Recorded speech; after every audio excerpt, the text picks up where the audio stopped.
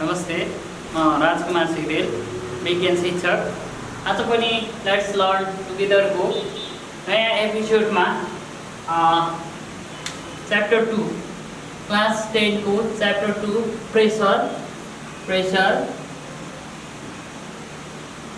प्रेसरसँग related केही विषयवस्तुहरू लिएर उपस्थित भइसकेको छु।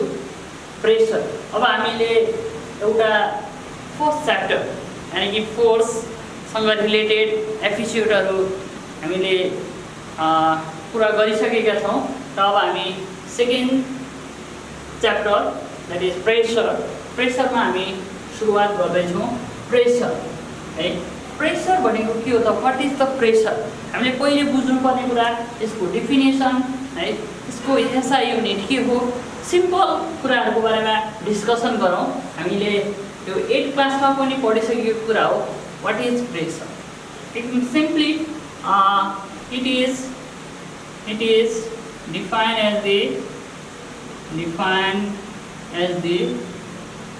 the force per unit area, or the force normally acting on a per unit area. Right? It is defined as the force per unit area. Very simple. एकदम simple मा define गर्नु पर्दाखेरि it is defined as the force per unit area. Per unit area, right? Per unit area. It means 1 unit area. 1 unit area means either 1 meter, 1 square meter, or 1 square centimeter. How much force is normally acting? यसरी normally acting है। force भनेको pressure भनेको normally acting on that surface. It's the surface. यो एउटा surface हो भने यसरी normally acting हुने force भनेको के हो त? That is the pressure. Pressure is also the force. force को कारणले गर्दाखेरि के हुन्छ त? pressure हुन्छ। force pressure. And its SI unit is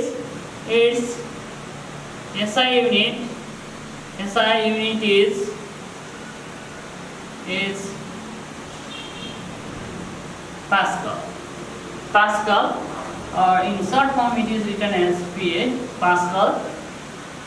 And pressure is calculated, pressure P, it is denoted by P, that means force F per area A.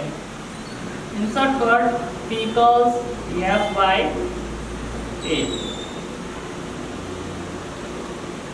And it is necessary to understand that is Pascal. Pascal means this is the Newton and this is square meter. That means Pascal is also, this is Newton per square meter, or this is Pascal. Okay, this is Pascal. यो Pascal पनि भनिन्छ अथवा newton per metre square यसको unit हो। अब यसपछि अब हामी यो pressure 1 pascal, how can we define the 1 pascal? यो 1 पास्कल भनेको के हो? 1 पास्कल द्याट मिन्स 1 पास्कल। अब यो फर्मुलामा हेरौँ, प्रेसर हुनको लागि P equals F by A. That means अब हामीले प्रेसरमा के ल्याउनु पर्यो त? 1 ल्याउनु पर्यो for it. If force is 1 Newton and area is 1 square meter, then that is 1 Pascal. So we can define it.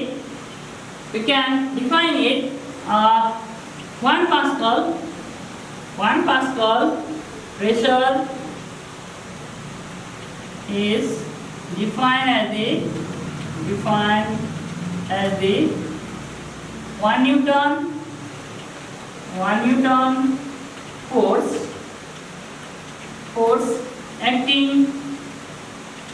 acting perpendicularly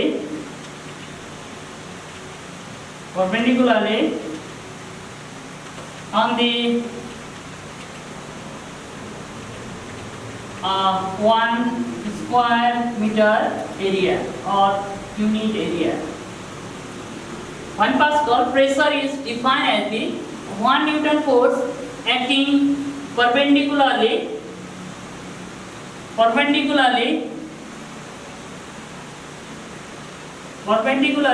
on the 1 square meter area. 1 square meter area मा जस्तो यो 1 square meter area मा जति force applied हुन्छ, जति force perpendicularly act हुन्छ, that is the pressure. That is if here is the 1 Newton force acting on a 1 square meter area, that is 1 Pascal. यहाँबाट यो रिलेसनबाट पनि हामीले हेर्न सकिन्छ। यदि म्याथमेटिकल कुरा आयो भने यो रिलेसनले बताउँछ। अब यसको सँगसँगै पढिसकेपछि हामीले बुझ्नुपर्ने कुरा के हो भने pressure and force. What is the difference between pressure and force? Difference between pressure and force. Difference between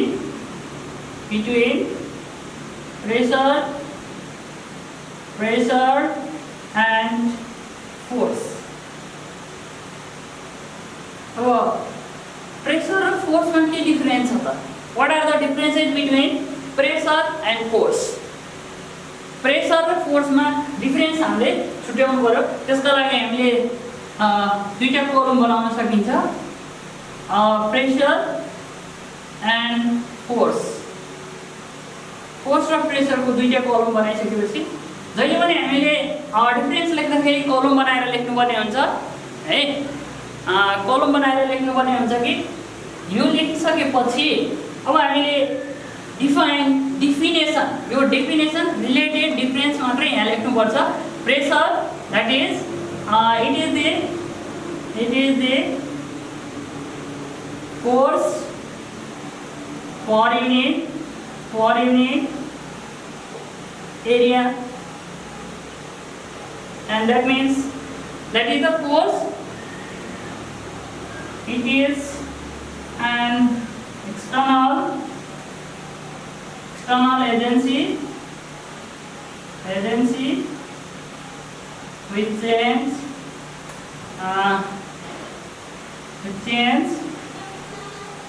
or tends to change the state of body from rest to motion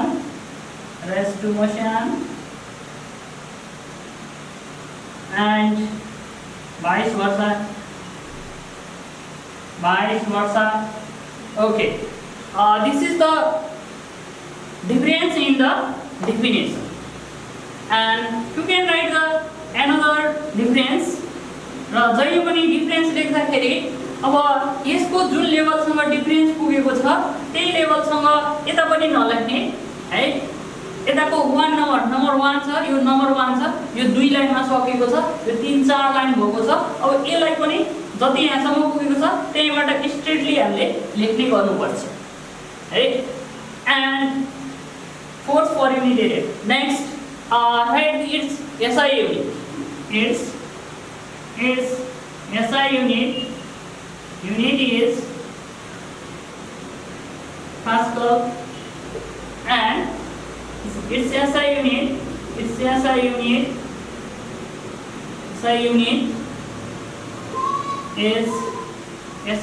is Newton. Its SI unit is Newton. And next, what is the difference between pressure and force? Okay, अब हामी अर्को difference के लेख्न सक्छौं त? Force is the cause and pressure is the effect. And number, it is an effect. It is an effect and it is cause. It is cause. यो कारण हो है। यसको कारणले फोर्सको कारणले गर्दाखेरि प्रेसर क्रिएट हुन्छ है। जस्तो भन्यो भने के हुन्छ त, फोर्सको कारणले गर्दाखेरि प्रेसर क्रिएट हुन्छ है।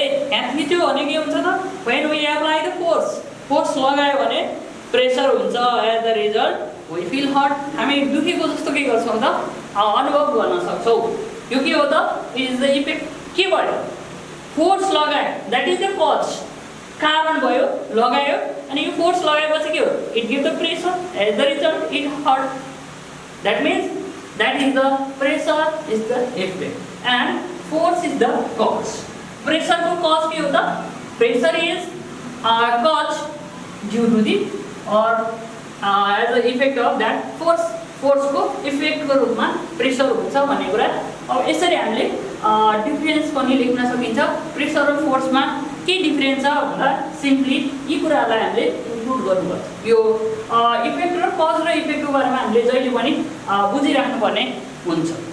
ओके, अब यति जानिसकेपछि हामीले बुझ्नुपर्ने कुरा के पनि हो भने, अब यो P equals F by A यो रिलेसन कसरी आयो यो प्रुभ गरेर पनि हामीले देखाउनु पर्ने हुन्छ, यो जान्नु पनि पर्ने हुन्छ। ओके, यो रिलेसनलाई अब हामी प्रुभ गर्न जाँदैछौँ। Proving the relation P equals F by A। यो रिलेसन कसरी आयो, कुन सेन्समा आयो त भनेर हामीले जान्नु जरुरी छ। P equals F by A। Then prove that P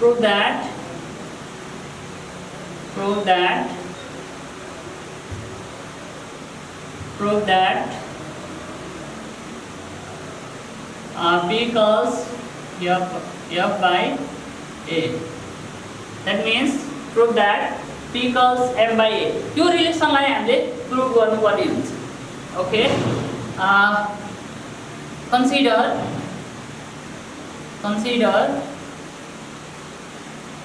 F force is applied on a body having surface area of contact A,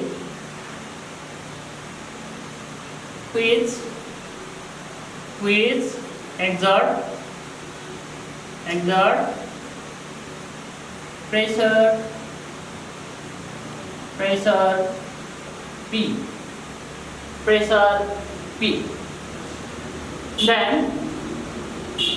we know that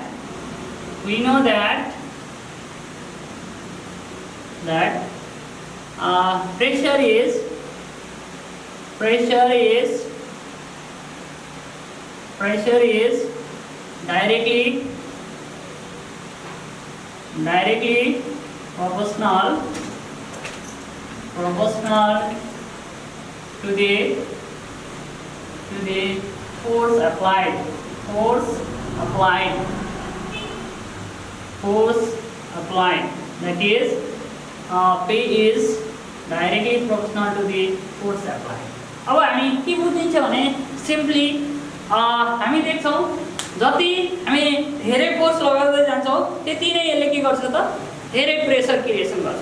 अब बिस्तारै हामीले यतिकै राख्यौँ भने मात्रै there is nothing or no effect. And अलिक यसरी थिच्यो भने के हुन्छ, हामीलाई केही दुख्छ।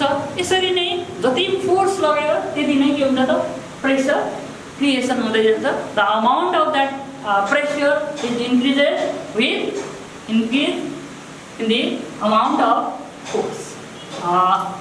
This is the question 1, and similarly pressure is inversely proportional to the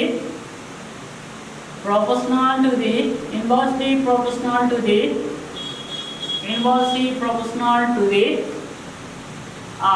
area of contact.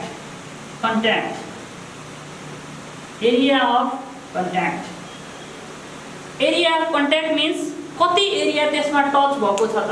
Okay, अब यसमा हेर्यो भने के देखिन्छ त, यो पनि एरिया छ, यहाँ माथि पनि यो अलि सानो एरिया छ, स्मल एरिया छ, यो अलि ठुलो एरिया छ. अब हामीले यहाँ यसरी राख्यो भने यो के हुन्छ त, यो तलको पार्टले मात्रै, यो एरिया मात्रै के हुन्छ त, एरिया अफ कन्ट्याक्ट हुन्छ. एरिया अफ कन्ट्याक्ट यो प्रेसरसँग रिलेटेड के हो त, दिस एरिया अफ कन्ट्याक्ट, यो एरिया अफ कन्ट्याक्ट मात्रै के छ त, रिलेटेड छ. यो माथिको एरियालाई हामीले हेर्न मिल्दैन, त्यही भएर भनेको छ एरिया अफ कन्ट्याक्ट है. जस्तो एउटा यसमा हेर्यो भने फर राइटिङ यो के हो त, इट इज द एरिया. यसको यो मार्करको एरिया त यति ठुलो पनि छ, तर यसलाई हेर्यो भने यो टिपको एरिया हेर्यो भने के छ त, सानो छ. It is the area of contact, जुन यो के हुन्छ त, बोर्डको कन्ट्याक्टमा रहन्छ. That is the area of contact which is inversely proportional to the surface area of contact. अब एरिया अफ कन्ट्याक्ट थोरै भयो भने प्रेसर धेरै हुन्छ र एरिया अफ कन्ट्याक्ट धेरै भयो भने प्रेसर थोरै हुन्छ. That's why we feel hurt when we are applying the syringe है. सिरिन्जले कोप्यो भने के हुन्छ त, दुख्छ. When we are using the निडलले कोप्यो भने के हुन्छ त, दुख्छ. But if I am using this marker here it feel painless because it has the more surface area of contact than that of needle and the syringe. Needle र syringe को भन्दा यसको contact area के छ त, बढ्छ. त्यही भएर यसको के छ त, just inverse relation, opposite relation. एउटा बढ्दा एरिया बढ्दा प्रेसर घट्छ भने एरिया घट्यो भने प्रेसर बढ्छ. Just the opposite relation. Now, combining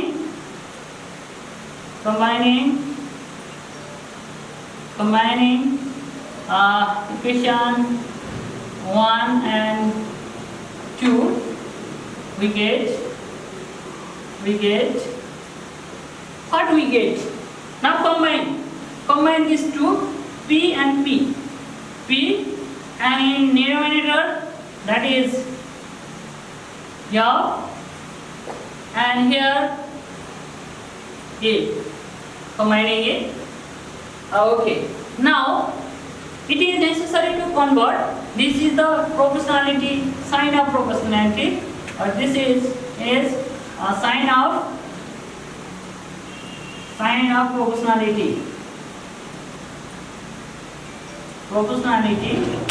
This is the sign of proportionality. This sign भनेको के हो त, proportionality sign हो, and it is necessary to convert it into the equality sign. अब हामी के त यसलाई equality sign मा convert गर्नु पर्यो. To converting that proportionality sign into that equality sign, we must put a proportionality constant. P equals K F by A. Where K is proportionality constant. Where K is proportionality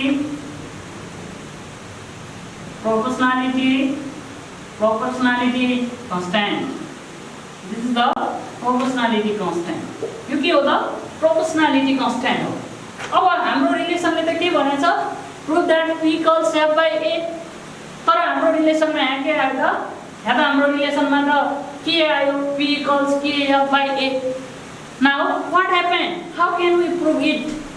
That means it is of ideal condition. We use the ideal condition. हामी एउटा यसमा ideal condition use गर्छौं. यदि ideal condition use गरेन भने हाम्रो यो relation prove हुँदैन है. If P equals 1 Pascal, F equals 1 Newton, and A equals 1 square meter, then the value of k equals 1. है के भयो भने मात्रै p equals 1, यहाँ 1 राख्यो भने 1, here is also 1 and here is also 1, 1 1 हुँदाखेरि k को भ्यालु कति हुन्छ त 1. The value of k is also 1. In this condition only, if the value of k is 1, then we can prove that p equals f by a. यो condition मा मात्रै I already told you that this is the ideal condition. Ideal condition भनेको के त? We just consider that k, that means the proportionality constant is 1. Proportionality constant भनेको यहाँ 1 छ भनेर कन्सिडर गरिराखेका छौं. Otherwise this relation is not valid. Okay? Therefore p equals f by a. अब यो रिलेसन जति बेला हामी के गर्छौं त k equals 1 हो भनेर कन्सिडर गरिराखेका छौं, त्यो बेलामा मात्रै यो p equals f by a भन्ने रिलेसन भ्यालिड हुन्छ. अदरवाइज यदि के राख्ने हो भने k को भ्यालु पनि हामीले राख्नुपर्ने हुन्छ. We don't know the value of k. यो रिलेसनमा हाम्रो k को भ्यालु छैन. जस्तो हामी ग्रेभिटेशनल कन्स्ट्यान्ट पढ्दाखेरि हामी g भनेर पढेका छौं. g value is 6.67 into 10 power minus 11 भनेर यसरी यसको भ्यालु थियो भने यसको भ्यालु डिफाइन गरिएको छैन. And it is just considering as k equals 1. k को भ्यालु 1 भएको कन्डिसनमा इट इज भ्यालिड भनेर यसरी भनेको छ. त्यसैले हामीले के गर्न सकिन्छ त p equals f by a prove गर्न सकिन्छ. Hence prove this relation is prove. Okay, यो रिलेसन पनि यसरी प्रुभ हुन्छ. यसरी हामीले प्रुभ गरिसकेपछि केही कुराहरू सामान्य कन्सेप्टहरू तपाईहरुलाई लाग्न सक्छ. p equals f by a कसरी आएको थियो भन्ने कुरा त पक्कै पनि बुझ्नुभयो होला भन्ने लाग्छ. र यो भनेको यो कुरा पनि बुझिराख्नु जरुरी छ कि this is a ideal condition. यो एउटा आइडियल कन्डिसन हो. जुन आइडियल कन्डिसनमा k को भ्यालु 1 हुँदा मात्रै के हुन्छ त यो रिलेसन भ्यालिड हुन्छ. This relation is valid only the value of k is 1. k को भ्यालु 1 भएको बेलामा मात्रै यो रिलेसन भ्यालिड हुन्छ भनेर तपाईहरुले बुझ्नुपर्ने हुन्छ. पक्कै पनि अब यति भनिसकेपछि बुझ्नु भयो होला भन्ने मलाई आशा छ. अब यसरी नै हामी प्रेसरका केही कुराहरू, अब प्रेसर र यो रिलेसनको कुरालाई थोरै मैले जोड्न चाहे. अब कहिले कहिले हामीलाई यो अन्डरस्ट्यान्डिङ क्वेशनको रूपमा पनि सोध्ने गर्छ, त्यसलाई पनि म थोरै यहाँ डिस्कसन गर्छु. Okay, that pressure is related with force and area. Pressure is related with the force and pressure is directly related with the force and pressure is inversely related with the area. Okay, अब यसैसँग related भएर केही logical क्वेशनहरु आउन सक्छन् है. अब तपाईहरुले पक्कै पनि 8 क्लासमा पनि पढ्नु भइसकेको पनि छ है. मलाई आशा छ तपाईहरुले केही जानिसक्नु पनि भएको छ यसको विषयमा. यो फोर्स सँग के रिलेसन हुन्छ? Direct relation.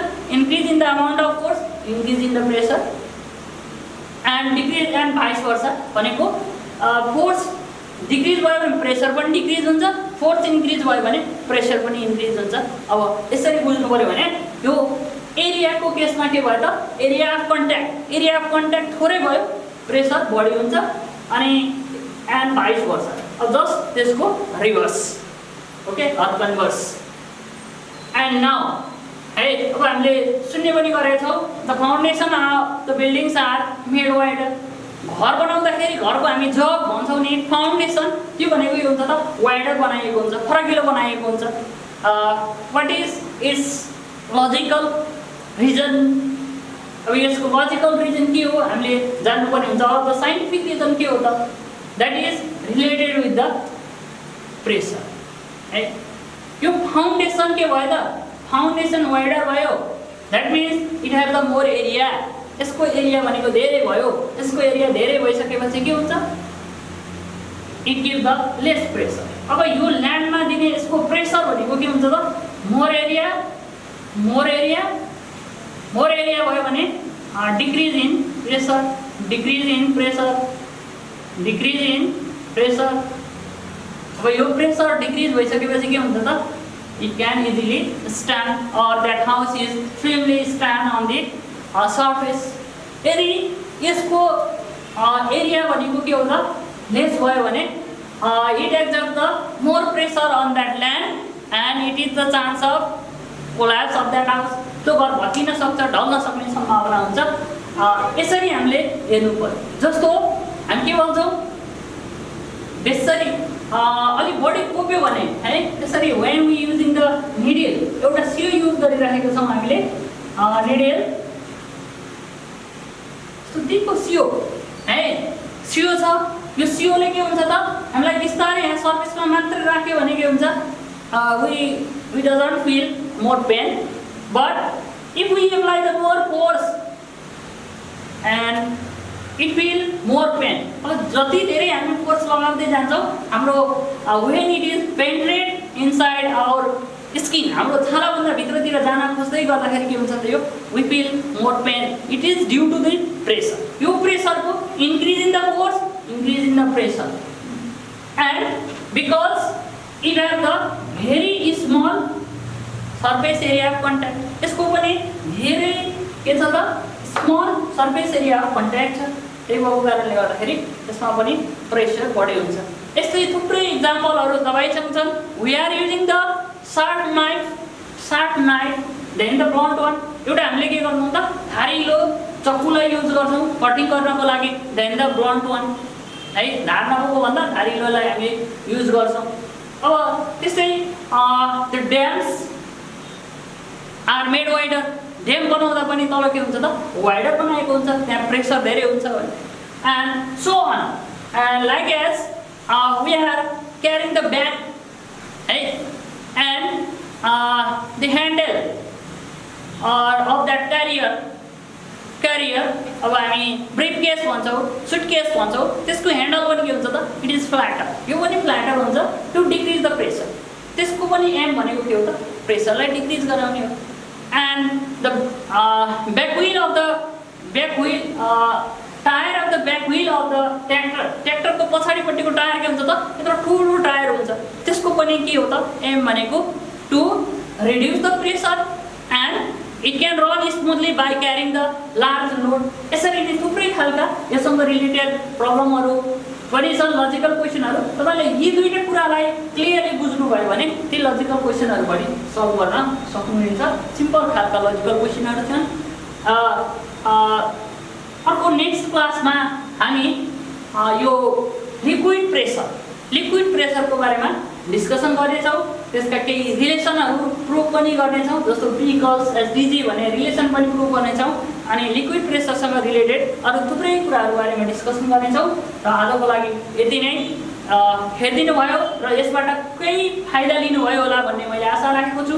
र तपाईँका केही कमेन्टहरू भएमा यसको भिडियोको तल कमेन्ट गरिदिनु होला र त्यसलाई म सिरोपर गर्दै अझै सुधार गर्ने बाचा गर्दै आजको श्रृङ्खलाबाट बिदा हुन चाहन्छु। हस्त नमस्ते।